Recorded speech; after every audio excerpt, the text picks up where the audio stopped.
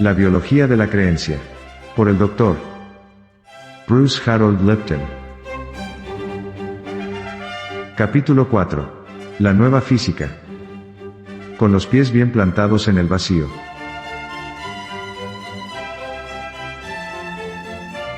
En la década de los 60, cuando era un ambicioso estudiante de biología, sabía que para tener una oportunidad de entrar en una prestigiosa facultad necesitaba hacer un curso de física.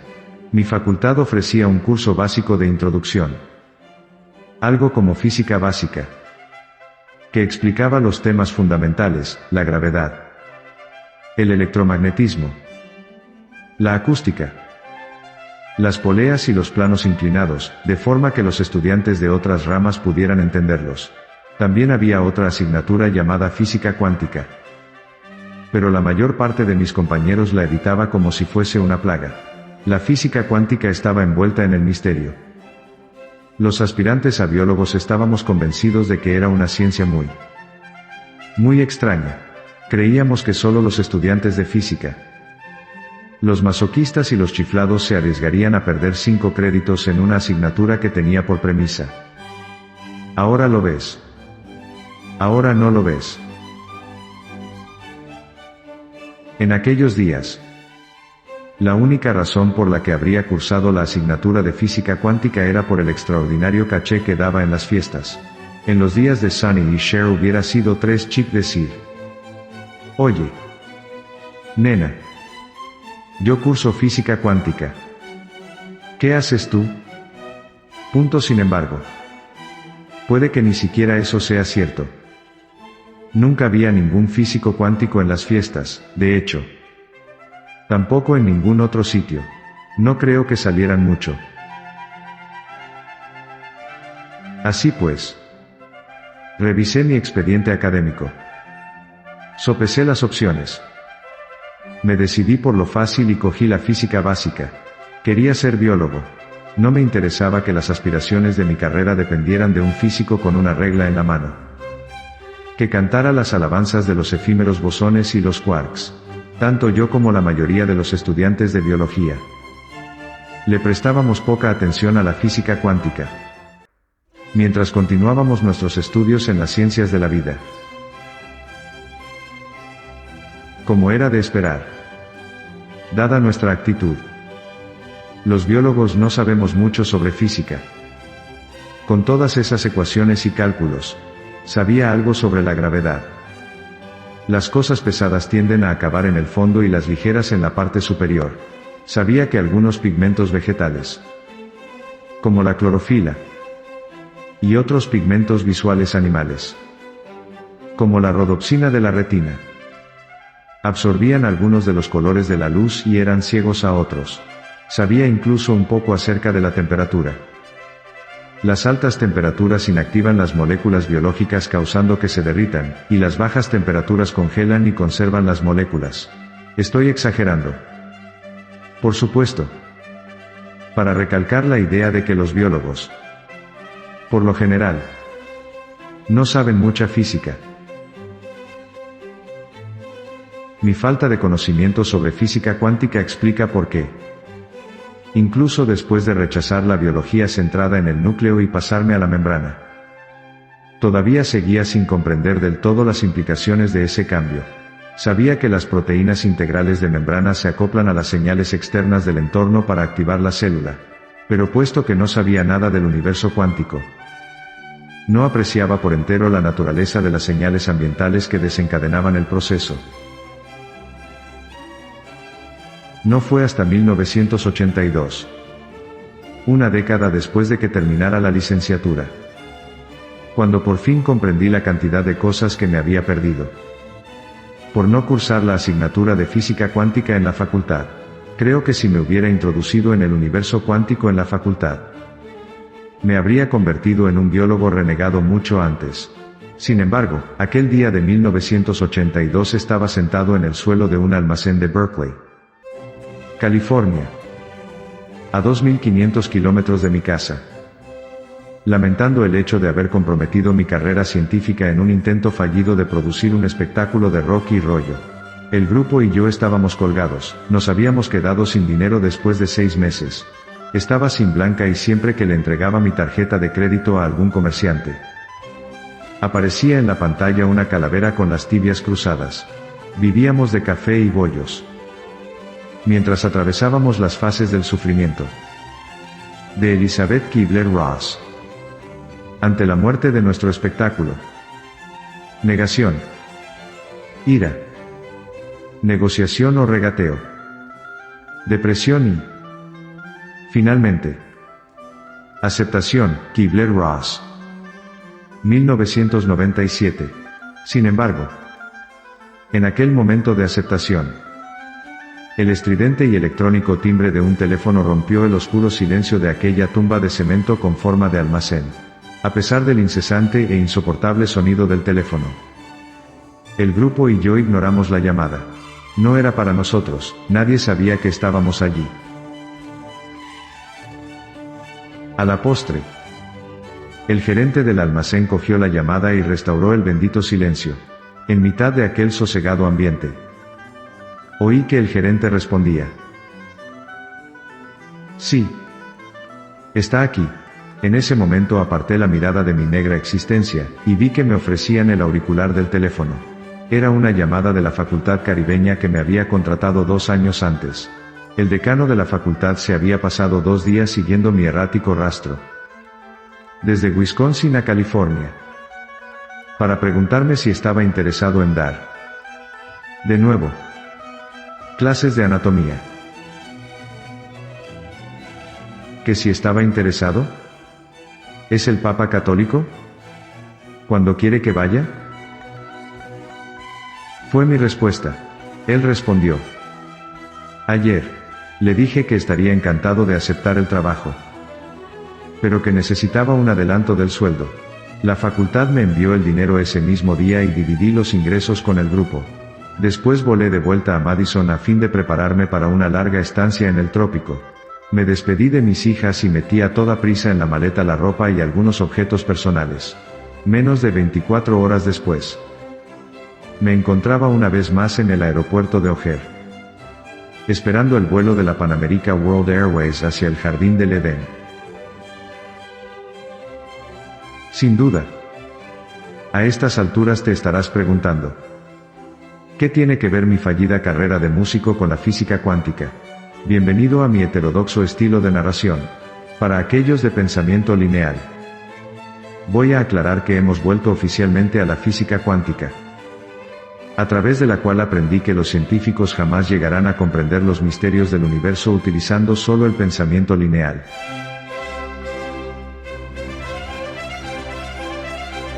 Escuchar la voz interior.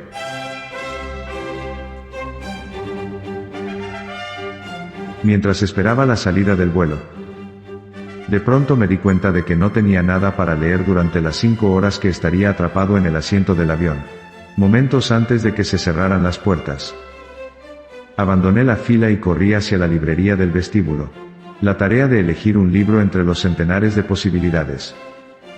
Mientras existía la posibilidad de perder el avión y quedarme en tierra, casi me dejó paralizado.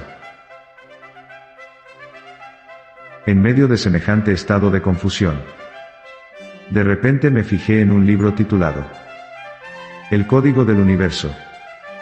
Un lenguaje de la naturaleza, del físico Heinz R. Pagels. Revisé de inmediato la contraportada y descubrí que se trataba de un texto sobre física cuántica escrito para el público general, fiel a la fobia que le tenía a la física cuántica desde la universidad. Dejé el libro al instante y comencé a buscar algo más ligerito. Cuando mi cronómetro interior entró en la zona roja y me recordó que no tenía tiempo, cogí un supuesto superventas y corrí hacia la caja, mientras la cajera se preparaba para cobrar el libro. Levanté la vista y vi otro ejemplar del libro de Pagels en el mostrador, detrás de la caja, mientras me cobraban.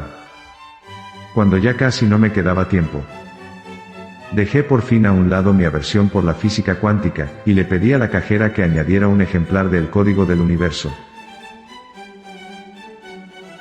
Una vez que subí al avión, descargué la tensión que yo mismo había provocado en la librería. Hice un crucigrama y me dispuse a leer por fin el libro de Pagels. Me di cuenta de que me estaba bebiendo las páginas. Aun cuando tenía que volver atrás para leer distintos apartados una y otra vez. Leí durante el vuelo. Las 3 horas de retraso que tuve que esperar en Miami, y otras 5 horas más durante el vuelo hacia mi isla paradisíaca. Pagels me había dejado alucinado.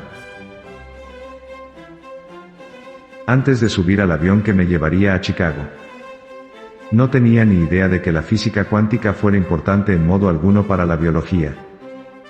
La ciencia de los organismos vivos. Cuando llegué al paraíso, me encontraba en un estado de shock intelectual. Comprendí que la física cuántica es muy importante para la biología. Y que los biólogos cometen un colosal error científico al ignorar sus leyes. La física, después de todo, es la base de todas las ciencias.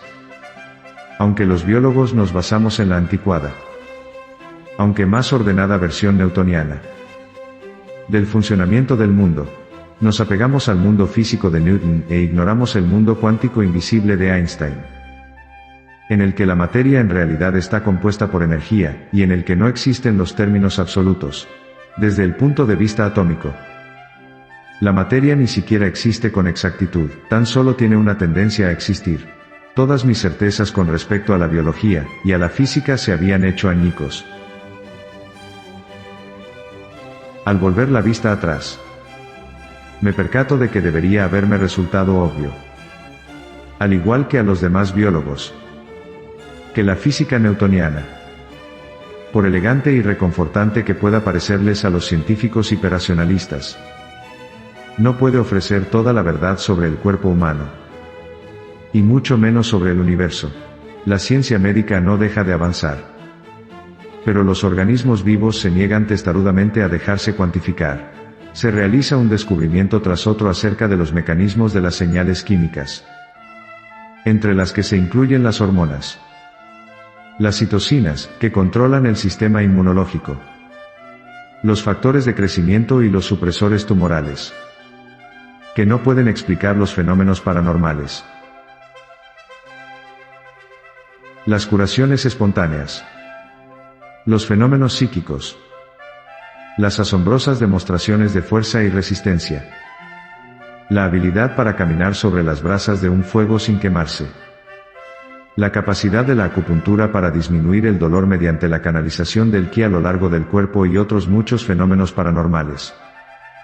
Desafían la biología newtoniana. Por supuesto, yo no tuve en cuenta ninguno de ellos cuando trabajaba en las facultades de medicina. A mis colegas y a mí nos habían enseñado a desdeñar las curaciones atribuidas a la acupuntura, a la quiropráctica, a la terapia de masajes, a las oraciones, etc. De hecho, íbamos más allá todavía. Considerábamos esas prácticas charlatanería barata, ya que estábamos apegados a nuestra fe en la anticuada física de Newton. Las modalidades de sanación que acabo de mencionar se basan en la creencia de que los campos de energía influyen en la regulación de nuestra fisiología y nuestra salud.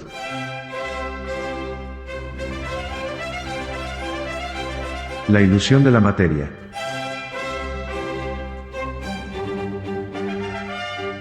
Una vez que descubrí por fin la física cuántica, comprendí que al rechazar con tanta diplomacia esas prácticas basadas en la energía éramos tan necios como el presidente del Departamento de Física de la Universidad de Harvard, quien, como se describe en el libro La danza de los maestros de Woolley, la nueva física, sin matemáticas ni tecnicismos, para amantes de la filosofía oriental de Gary Zukav, les advirtió a los alumnos en 1893 que no se necesitaban más licenciados en física. Zukav, 2006, alardeaba que la ciencia había establecido que el universo es una máquina material constituida por átomos físicos e individuales que siguen exactamente la mecánica de las leyes newtonianas. El único trabajo que les restaba a los físicos era depurar sus magnitudes. 3 años más tarde, la idea del átomo como la partícula más pequeña del universo fue descartada ante el descubrimiento de que el propio átomo está compuesto por elementos subatómicos más pequeños aún. más demoledora aún que el descubrimiento de esas partículas subatómicas. Fue la revelación de que los átomos emitían distintas energías extrañas, como los rayos X y la radiactividad. A comienzos del siglo XX, apareció una nueva remesa de científicos cuyo objetivo era averiguar la relación existente entre la energía y la estructura de la materia. Menos de 10 años después, los físicos desecharon su fe en el universo material newtoniano, porque llegaron a darse cuenta de que el universo no está formado por materia suspendida en el espacio, sino por energía. Los físicos cuánticos descubrieron que los átomos físicos están compuestos por vórtices de energía que giran y vibran de forma constante. Cada átomo es como una peonza inestable que irradia energía, puesto que cada átomo posee una energía característica, inestable. Las agrupaciones de átomos, moléculas, irradian en conjunto unos patrones de energía específicos. Cada estructura material en el universo, lo que nos incluye a ti y a mí, irradia un sello de energía único y característico. En teoría, si fuera posible observar la composición de un átomo al microscopio, ¿qué veríamos? Imagínate un remolino de polvo que se mueve a través del desierto. Ahora elimina la arena y la suciedad del remolino. Lo que te queda es un vórtice invisible similar a un tornado. Pues bien, el átomo está formado por un cierto número de vórtices infinitesimales similares a esos torbellinos de arena que denominamos quarks y fotones. Desde lejos, el átomo parecería una esfera borrosa, a medida que se fuera enfocando y acercando la lente. El átomo se haría menos claro y definido. Si nos acercáramos a su superficie, el átomo desaparecería. No verías nada. De hecho, si enfocaras la estructura al completo del átomo, lo único que verías sería un vacío físico. El átomo no tiene estructura física.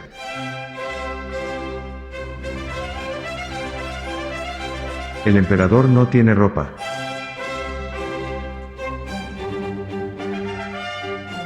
¿Recuerdas los modelos atómicos que te enseñaron en el colegio? ¿Esos que tenían bolitas y órbitas alrededor como el sistema solar? Pues bien, coloquemos esa imagen junto a la estructura física del átomo que descubrieron los físicos cuánticos. No ha sido un error de impresión. Los átomos están formados por energía invisible, no por materia tangible. Así pues, en nuestro mundo, la sustancia material, la materia, aparece de la nada. Algo bastante extraño. Si te paras a pensarlo, ahí estás tú, sosteniendo este libro físico en tus manos. Y sin embargo, si aumentaras el tamaño del material del libro con un microscopio atómico, verías que no estás sujetando nada. Al parecer, los estudiantes de biología teníamos razón en una cosa. El universo cuántico es una locura. Echemos un vistazo más de cerca a esa característica del ahora lo ves. Ahora no lo ves de la física cuántica. La materia puede definirse de forma simultánea como un sólido, una partícula, y como un campo de fuerza inmaterial, una onda. Cuando los científicos estudian las propiedades físicas del átomo, como la masa y el peso, el átomo tiene la apariencia y el comportamiento de la materia física. Sin embargo, cuando esos mismos átomos se describen en términos de potenciales de voltaje y longitudes de onda, muestran las cualidades y propiedades de la energía, de las ondas. Ackermiller y otros. 2003, Chapman y otros. 1995, Poole. 1995. El hecho de que la energía y la materia sean una misma y única cosa es precisamente lo que Einstein reconoció al expresar su fórmula. E igual mc2. Aunque simple, esta ecuación dice que la energía, E, es igual a la materia, m de masa, multiplicada por la velocidad de la luz, c, al cuadrado. Einstein reveló que no vivimos en un universo con cuerpos físicos independientes separados por espacio muerto. El universo es un único e indivisible agujero dinámico en el que la energía y la materia están tan estrechamente relacionadas que resulta imposible considerarlas elementos independientes.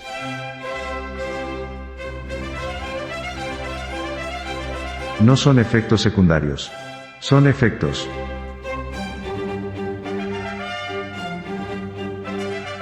Saber que son unos mecanismos tan distintos los que controlan la estructura y el funcionamiento de la materia. Debería haber ofrecido a la biomedicina nuevas perspectivas de lo que son la salud y la enfermedad. Sin embargo, aún después de los descubrimientos de la física cuántica, a los estudiantes de medicina y de biología se les sigue enseñando a ver el cuerpo como una máquina física que opera según los principios de Newton. En su empeño por descubrir cómo se controlan los mecanismos corporales, los investigadores han concentrado su atención en un vasto número de señales físicas, que se clasifican en familias de sustancias químicas diferenciadas, entre las que se incluyen las que he citado anteriormente: las citocinas, los factores de crecimiento, los supresores tumorales, los transmisores y los iones. No obstante, debido a los prejuicios materialistas newtonianos, los investigadores convencionales han ignorado por completo el papel que juega la energía en la salud y en la enfermedad. Además, los biólogos convencionales son reduccionistas, que creen que los mecanismos físicos corporales pueden comprenderse aislando células y estudiando sus componentes químicos esenciales. Creen que las reacciones bioquímicas responsables de la vida se generan al estilo de las cadenas de montaje de Henry Ford. Una sustancia química desencadena una reacción que va seguida de otra activada por un químico diferente, etc. El flujo lineal de información que va desde A a B, y luego a C, a D y a E, está ilustrado en la página siguiente. El modelo reduccionista sugiere que si hay un problema en el sistema, algo tan evidente como una enfermedad o una disfunción, el origen del problema puede atribuirse a una alteración en alguno de los pasos de la cadena de montaje química, con el simple hecho de proporcionar a la célula un sustituto para el elemento defectuoso, con la prescripción de un fármaco. Por ejemplo, en teoría el elemento defectuoso puede ser reparado.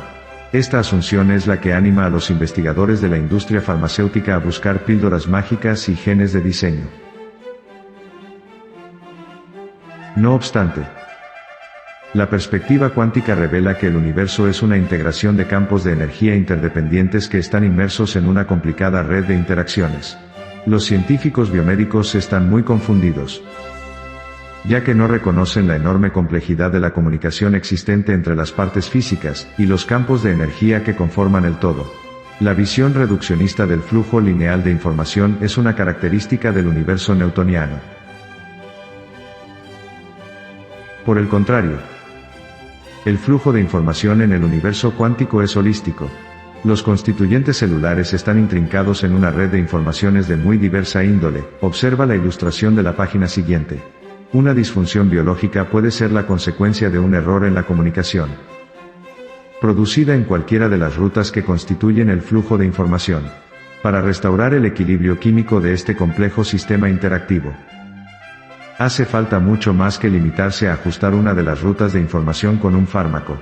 Si se cambia la concentración de C, por ejemplo, no solo se altera la acción de O en las rutas holísticas, las variaciones en la concentración de C alteran profundamente el comportamiento y la función de A, de B, de E y también de O.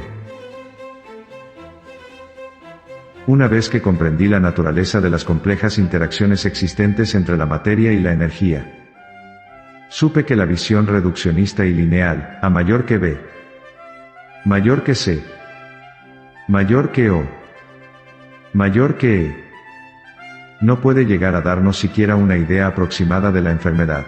La física cuántica sugiere la presencia de dichas rutas de información interconectadas, y recientes investigaciones que estudian las interacciones proteína-proteína en la célula han demostrado su existencia. Li y otros 2004, Giot. Y otros. 2003, Janssen. Y otros. 2003. La ilustración de la página 140 muestra las interacciones existentes entre algunas de las proteínas de una célula de la mosca de la fruta. Las líneas de conexión representan las interacciones proteína-proteína.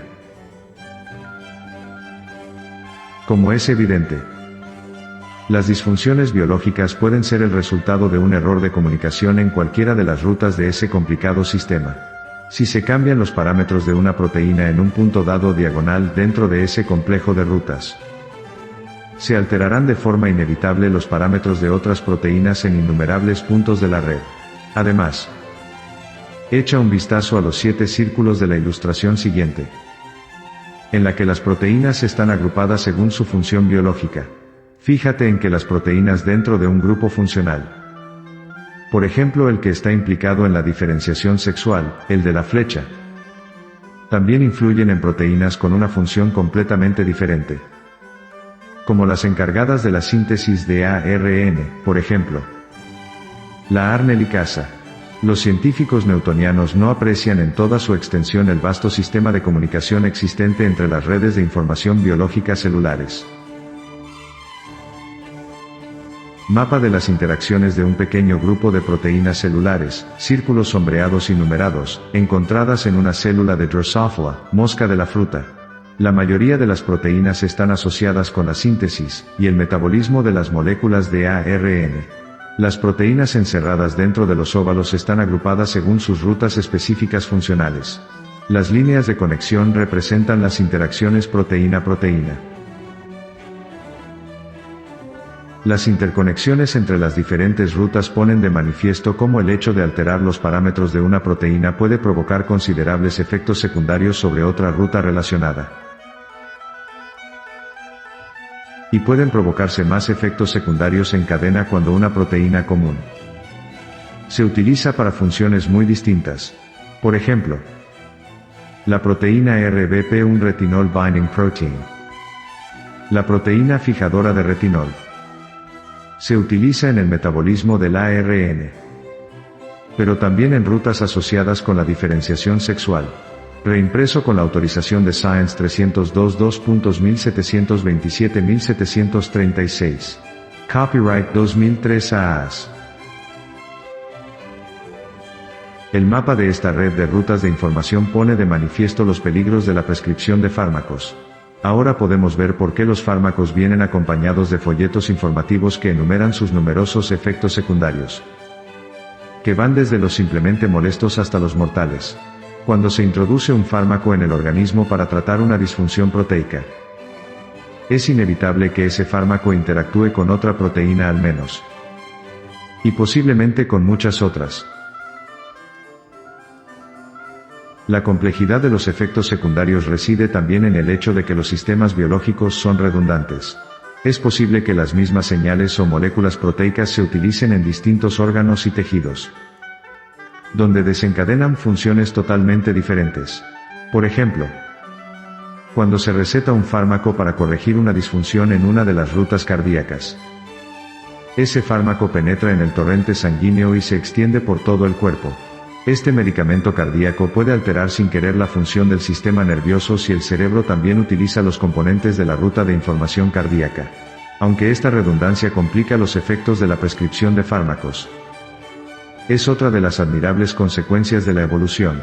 Los organismos multicelulares sobreviven con muchos menos genes de los que calculaban los científicos en un principio, porque se utilizan los mismos productos genéticos, proteínas, para una gran variedad de funciones.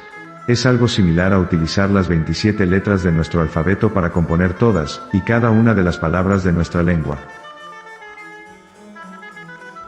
Mientras investigaba las células de los vasos sanguíneos, comprobé de primera mano los límites impuestos por las rutas redundantes de información. En el cuerpo, la histamina es una importante señal química que desencadena una respuesta de estrés en la célula. Cuando la histamina está presente en la sangre que nutre los brazos y las piernas, la señal de estrés provoca que se abran grandes poros en las paredes de los vasos sanguíneos. La apertura de estos agujeros en las paredes de los vasos sanguíneos es el primer paso para desencadenar una reacción inflamatoria local. No obstante, si se añade histamina en los vasos sanguíneos del cerebro, la misma señal histaminérgica incrementa el aporte nutritivo sanguíneo de las neuronas, lo que potencia su desarrollo y su especialización. En momentos de estrés, el incremento del aporte sanguíneo ocasionado por la histamina permite que el cerebro pueda enfrentarse mejor a una emergencia inminente.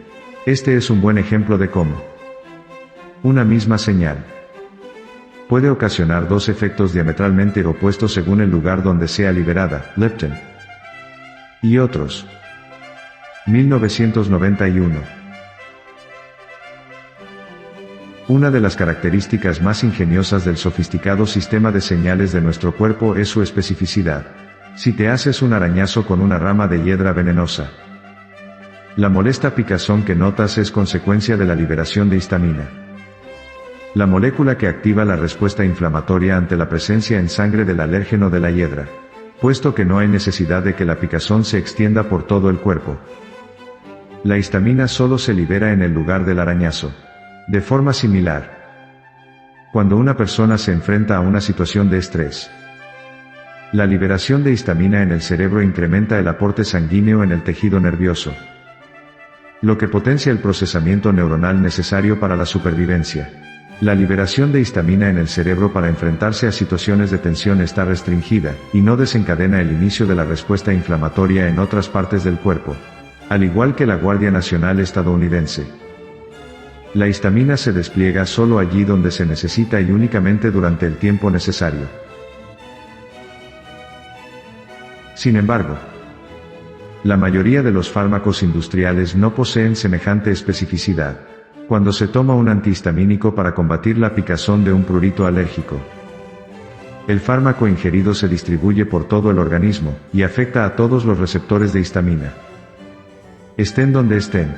Sí, los antihistamínicos frenarán la respuesta inflamatoria de los vasos sanguíneos, reduciendo de forma drástica los síntomas de la alergia. No obstante, cuando penetren en el cerebro, alterarán también la circulación neuronal y, por tanto, la función nerviosa. Esa es la razón de que la gente que toma antihistamínicos sin receta médica experimente cierto alivio y también un efecto secundario de somnolencia. Un ejemplo reciente de las trágicas reacciones adversas a la terapia farmacéutica son los demoledores y potencialmente letales efectos secundarios asociados a la terapia hormonal sustitutiva, THS. Se conocen muy bien los efectos de los estrógenos sobre el aparato reproductor femenino. Sin embargo, estudios recientes sobre la distribución de receptores estrogénicos en el cuerpo han revelado que tanto los receptores como sus moléculas complementarias estrogénicas juegan un papel muy importante en el funcionamiento básico de los vasos sanguíneos del corazón y del cerebro. Los médicos han recetado estrógenos de forma rutinaria para aliviar los síntomas asociados al cese del funcionamiento del sistema reproductor femenino. No obstante, la terapia farmacéutica con estrógenos no concentra los efectos del fármaco en los tejidos deseados. El medicamento también se une a los receptores estrogénicos cardíacos, vasculares y nerviosos, alterando su función. Según se ha demostrado, la terapia de sustitución con hormonas sintéticas puede producir preocupantes efectos secundarios, que tienen como consecuencia enfermedades cardiovasculares y disfunciones neuronales, como la apoplejía, Schumacher y otros. 2003, Wasserteils-Moyer y otros. 2003, Anderson y otros. 2003, Colley y otros. 2003.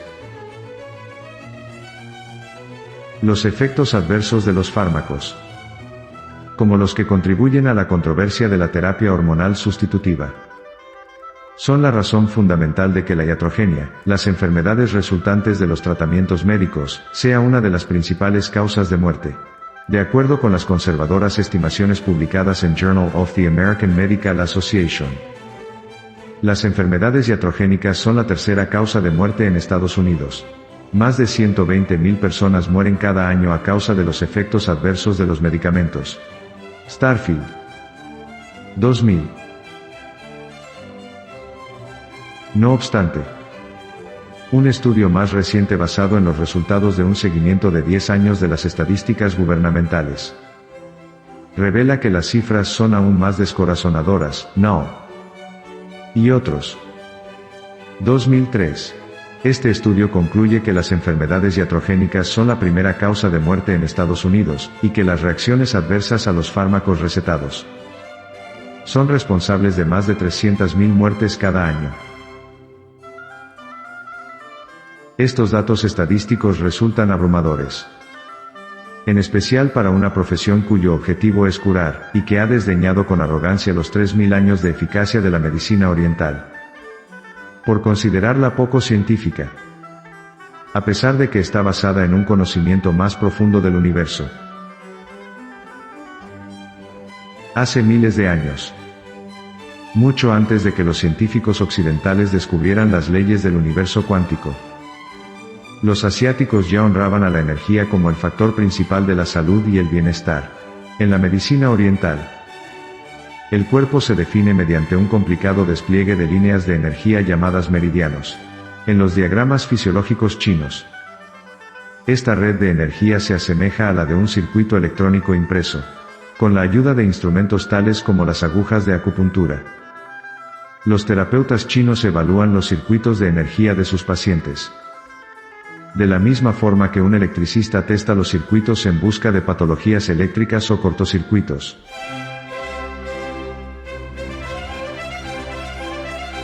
Terapeutas.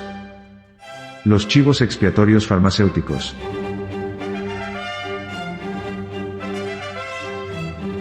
Por mucho que admire la antigua sabiduría de la medicina oriental, no quiero desdeñar a los médicos occidentales que prescriben cantidades masivas de fármacos que contribuyen a incrementar la letalidad de la profesión sanitaria. Los médicos están atrapados entre una pared intelectual y una espada corporativa, no son más que meros peones dentro del gigantesco complejo de la industria médica. Su capacidad de curar se ve obstaculizada por una educación médica arcaica basada en el universo materialista newtoniano. Por desgracia, esa filosofía se pasó de moda hace 25 años. Cuando los físicos admitieron de manera oficial las bases de la mecánica cuántica, y reconocieron que el universo está formado en realidad por energía. Durante el posgraduado, esos médicos siguen recibiendo una información constante sobre productos farmacéuticos de manos de los representantes, los chicos de los recados de la industria corporativa farmacéutica. Las compañías farmacéuticas les ofrecen esta educación para persuadir a los doctores de que aconsejen el uso de sus productos. Es evidente que la enorme cantidad de fármacos que se receta en Estados Unidos viola el juramento hipocrático que hacen todos los médicos. Lo primero es no hacer daño. Las corporaciones farmacéuticas de este país nos han convertido en una nación de adictos a las recetas, con resultados trágicos. Es preciso que demos un paso atrás, y que incorporemos los descubrimientos de la física cuántica a la medicina, con el fin de crear un nuevo sistema médico más seguro, y en consonancia con las leyes de la naturaleza.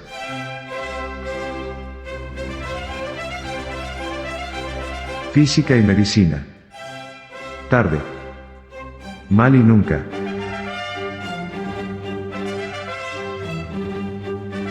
Las ciencias físicas ya han abrazado la física cuántica con resultados impresionantes. El despertar de la humanidad al universo cuántico tuvo lugar el 6 de agosto de 1945. La bomba atómica que se lanzó sobre Hiroshima ese día demostró el asombroso poder de la aplicación de la teoría cuántica, y nos introdujo dramáticamente en la era atómica. Un apunte más edificante es que la mecánica cuántica fue directamente responsable del desarrollo de los televisores, de los ordenadores, de los escáneres STAC, tomografía axial computerizada, del láser, de los cohetes espaciales y de los teléfonos móviles. No obstante, ¿qué grandes y maravillosos avances en las ciencias sanitarias podemos atribuir a la revolución cuántica? Vamos a enumerados por orden de importancia. Ninguno. Es la lista más corta de la historia. aunque enfatizo la necesidad de aplicar los principios de la mecánica cuántica a las ciencias. Aunque los médicos deban echar por tierra las valiosas lecciones que aprendieron utilizando los principios de Isaac Newton, las nuevas leyes de la mecánica cuántica no niegan los resultados de la física clásica. Los planetas siguen moviéndose en las órbitas predichas por las matemáticas newtonianas. La diferencia entre ambos tipos de física es que la mecánica cuántica se aplica más especialmente a los ámbitos atómico y molecular, mientras que las leyes newtonianas se aplican sobre todo a niveles superiores de organización, como sistemas orgánicos, personas o grupos de personas. Una enfermedad como el cáncer puede manifestarse a nivel superior cuando se ve o se siente el tumor. No obstante, el proceso que provocó el cáncer se inició a nivel molecular, dentro de las células progenitoras afectadas. De hecho, la mayor parte de las disfunciones biológicas, salvo las heridas causadas por traumatismos físicos, comienzan a nivel iónico y molecular en el interior de las células. De ahí la necesidad de que la biología integre tanto la mecánica cuántica como la newtoniana. Por suerte, algunos biólogos visionarios han abogado por dicha integración. Hace más de 40 años, el afamado fisiólogo ganador del Premio Nobel, Albert Szent-Györgyi, publicó la obra titulada Introduction to a Submolecular Biology. Con este libro hizo un noble intento por informar a la comunidad científica biosanitaria sobre la importancia de la mecánica cuántica en los sistemas biológicos.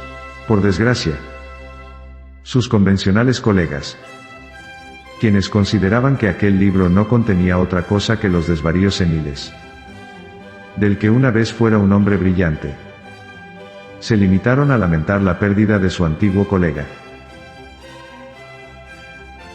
La mayoría de los biólogos aún no ha reconocido la importancia del libro de Szent-Györgyi, pero las investigaciones sugieren que tarde o temprano tendrán que hacerlo, ya que el peso de las evidencias científicas está derrocando el viejo paradigma materialista. ¿Recuerdas los movimientos de las moléculas proteicas que son la esencia de la vida? Los científicos han tratado de predecir dichos movimientos utilizando los principios de la física newtoniana, pero no lo han logrado. Apuesto a que a estas alturas ya sabes por qué. En el año 2000, un artículo de V. Pofristik y L. Goodman publicado en la revista Nature revelaba que eran las leyes de la física cuántica, y no las de la newtoniana, las que controlaban los movimientos moleculares que posibilitan la vida. Pofristik y Goodman, 2001. Al revisar este revolucionario estudio de Nature, el biofísico F. Weinold concluyó: ¿cuándo serán los libros de texto de química una ayuda, en lugar de un estorbo para esta enriquecedora visión de la mecánica cuántica sobre los movimientos moleculares proteicos? Y dijo más aún: ¿cuáles son las fuerzas que controlan el giro y el plegamiento de las moléculas que adoptan formas complejas? No busques las respuestas en tu libro de química orgánica. Weinold. 2001. No obstante, la química orgánica es la que proporciona las bases mecánicas de las ciencias médicas. Y como señala Weinold, esa rama de la ciencia está tan obsoleta que en sus libros de texto aún no se menciona la física cuántica. Los investigadores médicos tradicionales todavía no han comprendido los mecanismos moleculares que posibilitan la vida. Existen centenares y centenares de estudios científicos publicados en los últimos 50 años, que dan pruebas consistentes de que las fuerzas invisibles del espectro electromagnético afectan profundamente a todas y cada una de las facetas de la regulación biológica. Entre estas energías se encuentran las microondas, las ondas de radio, el espectro de luz visible, las ondas de muy baja frecuencia, las ondas acústicas e incluso una nueva forma de energía conocida como energía escalar. Existen determinadas frecuencias y distintos patrones de radiación electromagnética que regulan la síntesis de ADN, ARN y proteínas. Alteran la forma y la función de las proteínas y controlan la regulación génica, la división celular, La diferenciación celular. La morfogénesis, el proceso mediante el cual las células se unen para formar los órganos y tejidos. La secreción hormonal y el desarrollo y funcionamiento del sistema nervioso. Cada una de estas actividades celulares es una función crucial que contribuye al desarrollo de la vida. A pesar de que estos estudios han sido publicados por algunas de las más prestigiosas revistas biomédicas, sus revolucionarios descubrimientos aún no se han incorporado al plan de estudios de las facultades médicas. Libov. 2004, Goodman y Blank. 2002, Sivits. 2000, Hin. Y otros. 2000, Blackman. Y otros. 1993, Rosen. 1992, Blank. 1992, TSBNG. 1989, Jen Patton. Y otros. 1988.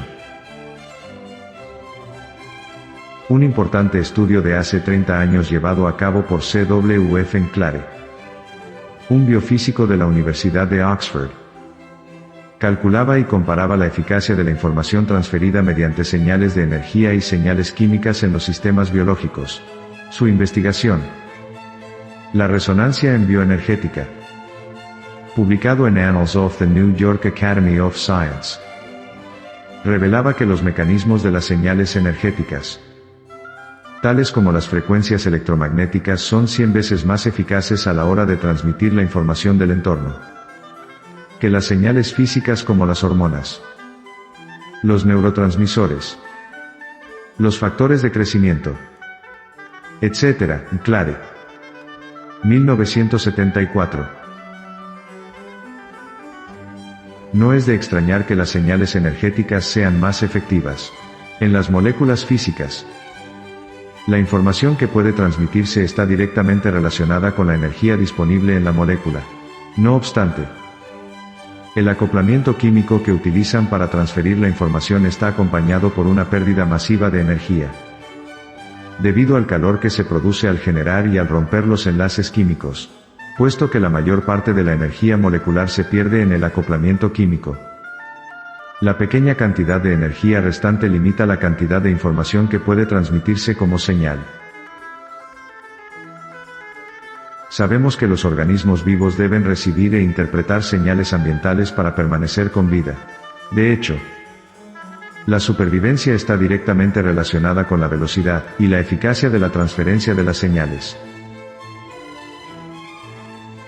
La velocidad de las señales electromagnéticas es de unos 300.000 km por segundo, mientras que la velocidad de difusión de una sustancia química se reduce a bastante menos de 1 centímetro por segundo. Las señales energéticas son 100 veces más eficaces e infinitamente más rápidas que las señales químicas. ¿Qué tipo de señal preferirán los 50 billones de células que forman tu cuerpo? Haz cálculos.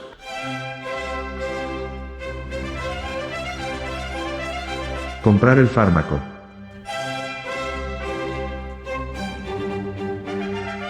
Creo que la razón principal de que la investigación energética haya sido casi ignorada es el dinero. La industria farmacéutica invierte el dinero destinado a investigación en la búsqueda de píldoras químicas mágicas. Porque las pastillas significan dinero.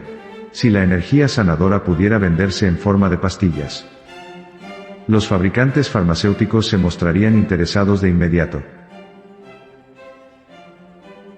En lugar de eso, identifican divergencias fisiológicas o de comportamientos que se apartan de alguna norma hipotética, como alteraciones o enfermedades en sí mismas, y luego se encargan de informar al público general de los peligros de esas amenazadoras enfermedades. Está claro que la sintomatología simplificada que se utiliza al definir los trastornos corrientes en los anuncios publicitarios de las compañías farmacéuticas consigue convencer a los espectadores que sufren esa enfermedad en particular. ¿Estás preocupado? La preocupación es un síntoma primario de una enfermedad conocida como trastorno de ansiedad. Deja de preocuparte. Dile a tu médico que quieres Adictasac, el nuevo fármaco de moda. Entretanto, Los medios de comunicación evitan el tema de las muertes causadas por los medicamentos, y dirigen nuestra atención hacia las drogas ilegales. Nos advierten que utilizar drogas para escapar de los problemas de la vida no es una buena forma de resolverlos. ¡Qué curioso! Yo iba a decir exactamente lo mismo para expresar mi preocupación por el abuso de drogas legales. ¿Son peligrosas? Pregúntaselo a la gente que murió el año pasado. Utilizar las drogas recetadas para acallar los síntomas corporales nos permite desentendernos de cualquier relación que pudiéramos tener con el desencadenamiento de dichos síntomas. El uso excesivo de medicamentos nos proporciona un medio para deshacernos de la responsabilidad. La adición a los fármacos me recuerda al trabajo en un taller de reparaciones que realicé mientras estudiaba en el instituto. Un viernes, a las 4:30 de la tarde, una encolerizada mujer entró en el taller. Las luces de emergencia del panel del salpicadero no dejaban de parpadear. Aunque ya le habían arreglado ese problema unas cuantas veces. ¿Quién quiere encargarse de un problema tan rebelde, y enfrentarse a una clienta enfadada un viernes a las 4:30 de la tarde? Todo el mundo se quedó en silencio. Salvo un mecánico que dijo: "Yo me encargaré de ello". Llevó el coche hasta el garaje. Se metió bajo el salpicadero. Quitó la bombilla de la señal y la arrojó a la basura. A continuación, abrió una lata de refresco y se encendió un cigarrillo. Después de un rato durante el cual la clienta creía que le estaban arreglando el coche, el mecánico regresó y le dijo a la mujer que su automóvil ya estaba listo, entusiasmada al ver que la luz de aviso había dejado de parpadear. Se fue feliz y contenta, aunque la causa del problema no se había arreglado. El síntoma había desaparecido. De forma similar, los fármacos suprimen los síntomas corporales, pero la gran mayoría no hace nada por solucionar la causa del problema. Un momento. Los tiempos han cambiado. Podrías decirme: ahora conocemos mucho mejor los peligros de los medicamentos, y estamos más abiertos a las terapias alternativas. Es cierto que puesto que la mitad de los norteamericanos acude a la consulta de los terapeutas alternativos, los médicos tradicionales ya no pueden seguir metiendo la cabeza en un agujero y esperar que las demás medicinas desaparezcan. Las compañías aseguradoras han comenzado incluso a pagar ciertas prácticas que no hace mucho consideraban mera charlatanería, y muchos hospitales universitarios importantes cuentan entre su personal con un limitado número de esos terapeutas. Mamografía. La ilustración no es una fotografía de un seno, sino una imagen electrónica obtenida a partir de la exploración de la irradiación de energía característica de las células y los tejidos del órgano. Las diferencias en los espectros energéticos les permiten a los radiólogos distinguir entre los tejidos enfermos, el punto negro del centro, y los sanos. Sin embargo, aún hoy en día hay muy pocos estudios científicos que se dediquen a evaluar la eficacia de las medicinas alternativas. El Instituto Nacional de la Salud creó una rama de medicinas alternativas gracias a la presión del público general. Pero eso no es más que una muestra simbólica para acallar a los activistas y consumidores que se gastan un montón de dinero en medicinas alternativas. No hay fondos para investigaciones serias que estudien la medicina basada en la energía. Lo peor es que sin el apoyo de las investigaciones, las modalidades médicas basadas en la energía son etiquetadas oficialmente como poco científicas.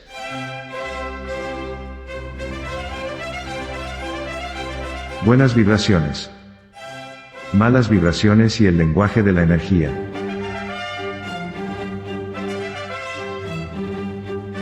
Aunque la medicina tradicional todavía no ha descubierto el papel que juega la energía como medio de información en los sistemas biológicos, sí que ha admitido, por irónico que parezca, las técnicas exploratorias no invasivas que interpretan ese tipo de campos de energía. Los físicos cuánticos han fabricado aparatos capaces de analizar las frecuencias emitidas por ciertas sustancias químicas. Estos sistemas de exploración les permiten a los científicos identificar la composición molecular de distintos objetos y materiales. Los físicos han adaptado esos aparatos para leer el espectro de radiación de energía emitido por los tejidos y órganos del cuerpo humano. puesto que los campos de energía se trasladan sin problemas a lo largo y ancho del cuerpo físico. Estos modernos aparatos, entre los que se encuentra el escáner TAC, el MRI y la tomografía por emisión de positrones, TEP, pueden detectar enfermedades mediante métodos no invasivos. Los terapeutas son capaces de diagnosticar problemas internos mediante la diferenciación del espectro de energía característico del tejido sano y del tejido enfermo. En las imágenes exploratorias, el escáner revela la presencia de un cáncer de mama. El tejido enfermo emite una irradiación de energía característica que se diferencia muy bien de la energía emitida por las células sanas que lo rodean. Las radiaciones energéticas que atraviesan nuestro cuerpo viajan en el espacio en forma de ondas invisibles parecidas a las que se producen en un estanque. Cuando lanzas una piedra a un estanque, la energía que lleva la piedra que cae, debida a la fuerza de la gravedad que actúa sobre su masa, se transmite al agua. Las ondas generadas por dicha piedra son en realidad ondas de energía que atraviesan el agua. Si se lanza más de una piedra al agua al mismo tiempo, las ondas desencadenadas, ondas de energía, de cada una de ellas pueden interferir con las de las demás, formando ondas compuestas cuando confluyen dos o más. Estas interferencias pueden ser constructivas o destructivas.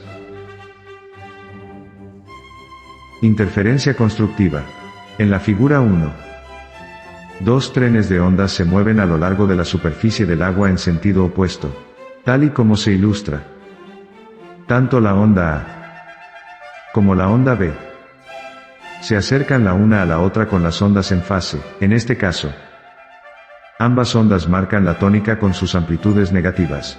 Sus patrones cíclicos están alineados. Los trenes se unen en la interfase donde se juntan ambas ondas. Para ilustrar la consecuencia de esta unión, las ondas se han dibujado superpuestas en la figura 2. Allí donde la amplitud de A es más 1, la amplitud de B también es más 1. Si se suman las dos, la amplitud de la onda compuesta en ese punto es de más 2. De igual forma, allí donde A tiene un valor de menos 1, B tiene el mismo valor. Y si se suma la amplitud, el total será de menos 2.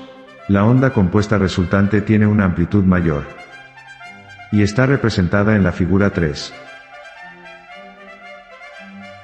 Si se arrojan dos piedras del mismo tamaño, y el mismo peso exactamente al mismo tiempo, los trenes de onda se sumarán. Las ondulaciones producidas por cada piedra convergerán la una con la otra, allí donde las curvas se superpongan. La fuerza combinada de las ondas que interactúan se doblará. Un fenómeno denominado interferencia constructiva o resonancia armónica. Cuando las piedras no se arrojan a la vez, las ondas de energía no están sincronizadas.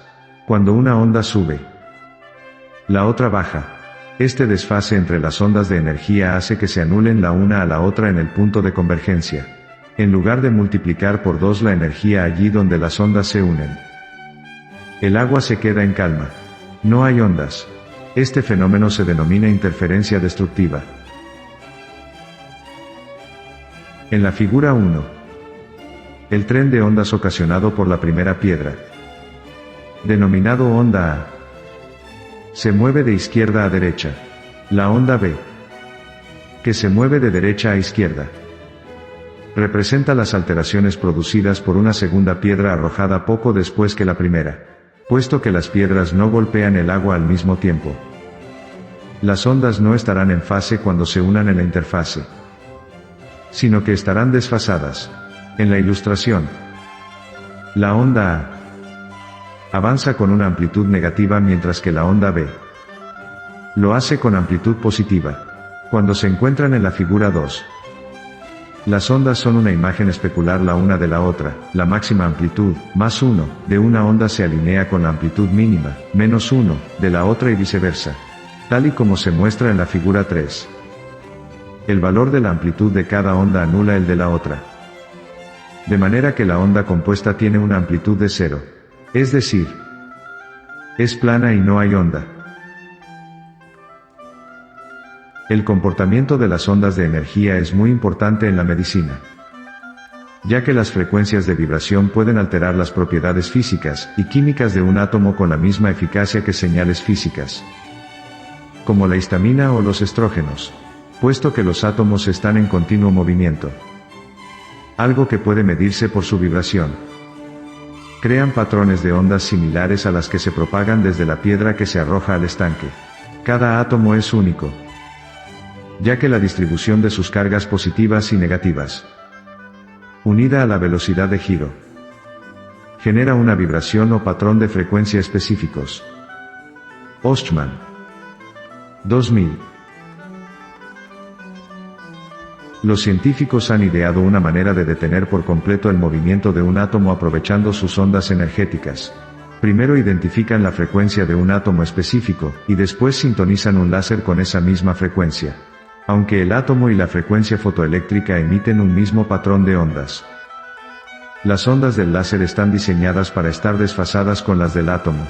Cuando la onda de luz interactúa con la del átomo, la interferencia destructiva resultante interrumpe la vibración del átomo y detiene su giro. Chu. 2002, Rumbles. 2001.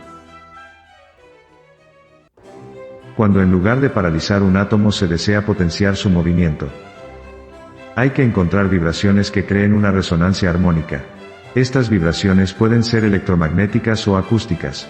Cuando, por ejemplo, una habilidosa vocalista como Ella Fitzgerald mantiene una nota que está en resonancia armónica con los átomos de una copa de cristal, los átomos de la copa absorben la energía de las ondas acústicas, según los mecanismos de la interferencia constructiva. La energía adicional de las ondas de sonido provoca que los átomos de la copa vibren más deprisa. A la postre, los átomos del cristal absorben tal cantidad de energía que vibran con la rapidez suficiente como para liberarse de los enlaces que los mantienen unidos. Cuando eso ocurre, la copa explota. Los médicos utilizan la mecánica de la interferencia constructiva para el tratamiento de las piedras de riñón. Uno de los pocos casos en los que la física cuántica se ha utilizado como herramienta terapéutica en la medicina moderna. Las piedras de los riñones son cristales cuyos átomos vibran a una frecuencia específica. Mediante esta técnica no invasiva, los médicos concentran una frecuencia armónica en la piedra del riñón. La interferencia constructiva tiene éxito cuando las ondas de energía concentrada interactúan con los átomos de las piedras, al igual que los átomos de las copas de cristal del ejemplo.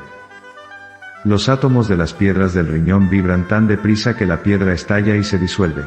Los diminutos fragmentos residuales pueden eliminarse del organismo con facilidad, sin el insoportable dolor que provocan las piedras sin fragmentar.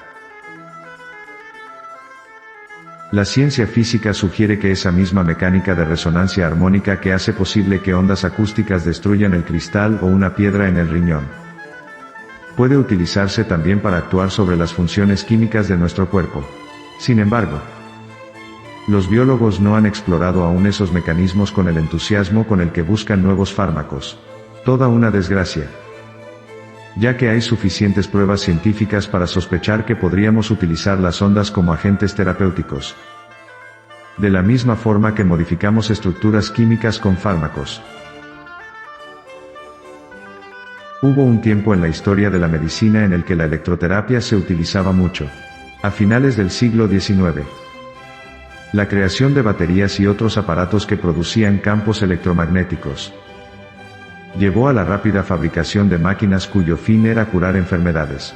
La gente buscaba sin cesar a los practicantes de esta novedosa forma de curación llamada radiestesia. Se corrió el rumor de que estos aparatos eran muy eficaces.